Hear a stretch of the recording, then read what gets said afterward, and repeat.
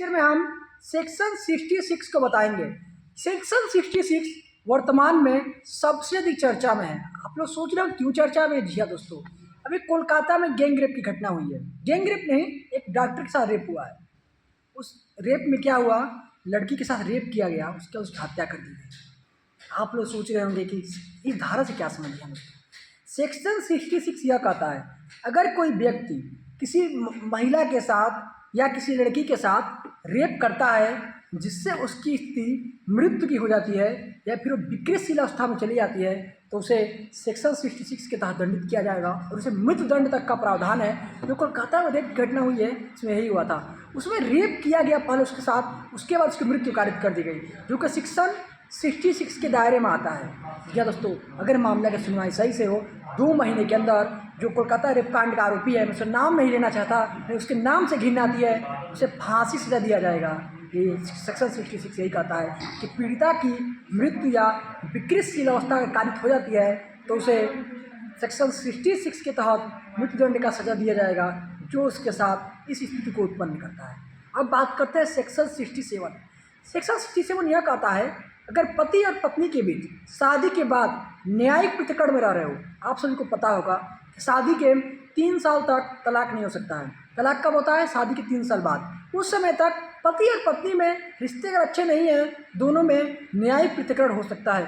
अगर कोई व्यक्ति न्यायिक प्रतिकरण के दौरान अपनी पत्नी के साथ मैथुन करने का प्रयास करता है, अर्थात उसके साथ सेक्सुअल इंटरकोर्स करने का प्रयास करता है, तो उसे धारा 67 के तहत 3 साल से लेकर 7 साल तक की सजा हो सकती है और जुर्माने से दायी ठहरा सकता है। आप लोग सोच रहे होंगे कि उस महिला के साथ रेप हो रहा है, फिर भी दंड इतना कम क्यों दिया रहा है? जी हाँ दोस्तों, क्योंकि दोनों वैवाहिक विधिक रूप से विवाहित हैं, और विधिक रूप से विवाहित हैं, यही वजह है कि उसको रेप की कैटेगरी में न मानकर 67 में रखा गया है। अगर कोई न्यायिक प्रतिकरण के दौरान पति अपनी पत्नी के साथ जबरदस्ती लैंगिक संभोग करता है तो उससे 7 साल की सजा हो सकती है, यही धारा 67 कहता है। अब आता है सेक्शन 68। सेक्शन 68 सबसे पहले मैं बताना चाहूँगा, सेक्शन 68 रेप में नहीं आता है, अर्थात इसमें अगर कोई व्यक्ति सेक्सुअल रिलेशनशिप बनाता है तो रेप नहीं होता है।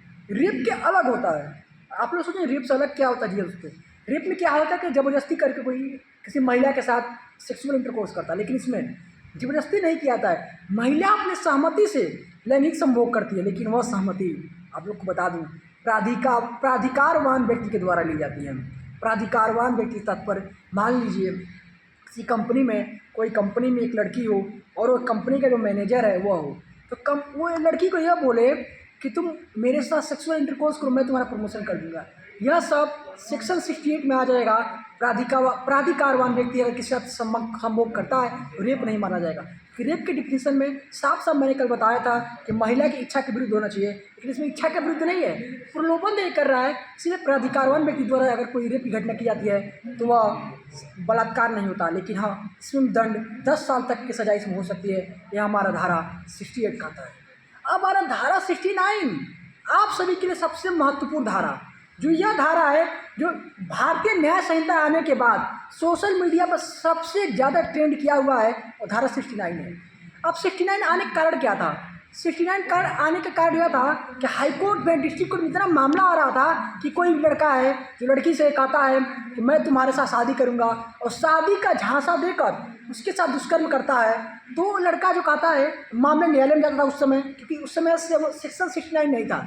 तो उस समय क्या होता था, न्यायालय देखता था कि लड़की ने सहमति दी है कि नहीं दी है। उसके आगे लड़की सहमति दे के किसी होटल में जाकर सेक्सुअल रिलेशनशिप बना लेती थी, और उसके बाद लड़का यह बचाव लेता था कि हम दोनों गर्लफ्रेंड बॉयफ्रेंड हैं और दोनों ने एक दूसरी सहमति से शारीरिक संबंध बनाए हैं, तो ये बलात्कार नहीं है। और न्यायालय मान लेता था और लड़की को कोई भी सज़ा नहीं मिलती थी, लड़का अपनी ज़िंदगी एंजॉय करता था।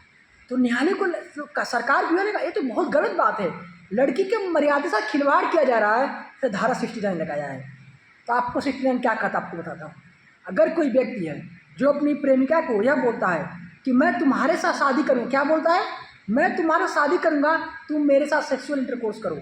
अगर वह करता है तो रेप नहीं माना जाएगा, क्योंकि सहमति है इसमें। सेक्शन 69 और 68 और 69 में क्या है?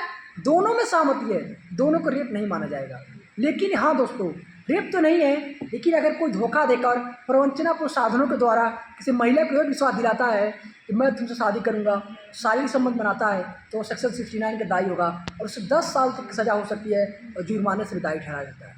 तो आप लोग के मन में सवाल आ रहा होगा कि आप लोग की गर्लफ्रेंड है, आप उसके साथ शादी की झांसा दे रहे हैं, दुष्कर्म में आ जा रहा है। पहले तो बचाव मिलता था, आपकी कोई प्रावधान हमारे आईपीसी में नहीं था, बीएनएस में लाया गया, तो इससे बचाव कैसे मिलेगा? जी हाँ दोस्तों, आपको बचाव लेना है, किसी महिला के साथ शादी का वादा मत करिए। आप अगर आप शादी का वादा कर भी रहे हैं तो इलेक्ट्रॉनिक रूप से मत करिए, क्योंकि सबूत इकट्ठा करता है। आप शादी का वादा करिए, सामने आमने सामने करिए कि कोई उस समय कोई और दूसरा सुन न रहा हो, सबूत ना बचे। यह धारा 69 का बचाव है। आप उसके साथ अगर इलेक्ट्रॉनिक रूप से 69 में आते हैं तो आप फंस जाएंगे इसमें। इसका यही बचाव है कि आप किसी लड़की के साथ अगर शादी संबंध बनाना चाहते हैं, सहमति ऐसे समय लीजिए जब वो उसको रिकॉर्ड में न रख सकते, केवल उसको आमने सामने बोल सकते कि मैं शादी करूँगा, सेक्सुअल संबंध बना सकते हैं। लेकिन ये गलत बात है। अगर आप किसी लड़की के साथ सेक्सुअल संबंध बनाते हैं तो आप शादी भी करिए। किसी भी लड़की के साथ इज्जत के साथ आप खिलवाड़ नहीं कर सकते, ये 69 कहता है। इसे 69 लाया गया है कि हर लड़की को गरिमापूर्ण जीवन जीने का अधिकार है। अगर उसके साथ आप सेक्सुअल इंटरकोर्स कर रहे हैं तो शादी भी करिए ना। क्यों लड़की को धोखा दे रहे हैं आप? उसके साथ धोखा देकर उसकी ज़िंदगी क्यों बर्बाद कर रहे हैं? तो मैं जो बचाव बताया, बचाव उनके लिए है जिनका इंटेंशन अच्छा हो। बचाव उनके लिए नहीं है जो चाहते हैं केवल उसके साथ शादी संबंध बनाए और शादी ना करें, उनके लिए बचाव नहीं है। मैं बचाव के कब बताया? बचाव वकीलों के लिए बताया, जो उसके साथ ऐसा मामला आता है कैसे बचाव करेंगे। मैं आप लोग यह नहीं कहता कि बचाव का इस्तेमाल करिए। आप लोग अगर किसी के साथ शादी संबंध बनाते हैं तो शादी करिए। अगर शादी नहीं करना है तो आपको किसी भी लड़की के साथ खेलने का कोई भी अधिकार नहीं है। आप उसकी के साथ नहीं खेल सकते हैं। जी हाँ दोस्तों, अब आते हैं सेक्शन 70। सेक्शन 70 हम अगले लेक्चर में कवर करेंगे। उसमें सामूहिक बलात्कार को डिटेल में कर पढ़ाएंगे हम। तब तक के लिए आप वीडियो को लाइक करें, चैनल को सब्सक्राइब करें and press the bell icon for latest update. जय हिंद, जय भारत।